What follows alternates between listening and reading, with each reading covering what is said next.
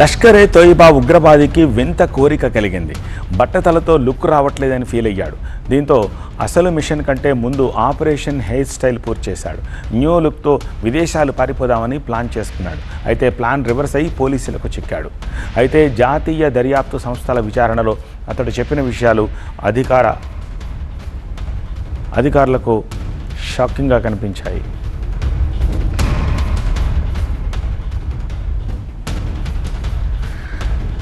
భారత్లో భారీ విధ్వంసం సృష్టించాలి. దేశవ్యాప్తంగా స్లీపర్ సెల్స్ నెట్వర్క్ను యాక్టివేట్ చేయాలి. ఇది పాకిస్తాన్ సరిహద్దులు దాటి వచ్చిన ఒక ప్రమాదకరమైన లష్కర్ ఏ తైబా ఉగ్రవాదికి ఇచ్చిన టాస్క్. సీన్ కట్ చేస్తే ఆ ఉగ్రవాది తనకున్న బట్టతల చూసుకుని అద్దం ముందు ఫీల్ అయ్యాడు. తన లుక్ మార్చుకోవడానికి శ్రీనగర్లో రహస్యంగా హెయిర్ ట్రాన్స్ప్లాంట్ చేయించుకున్నాడు.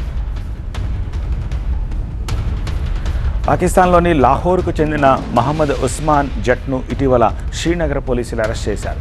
పాకిస్తాన్లో తనకు కశ్మీర్ గురించి తప్పుడు విషయాలు చెప్పి మైండ్ వాష్ చేశారని, కానీ ఇక్కడ శాంతియుత వాతావరణం, సాధారణ ప్రజల జీవితాలను చూశాక తన ఆలోచన మారిపోయిందని విచారణలో ఒప్పుకున్నాడు.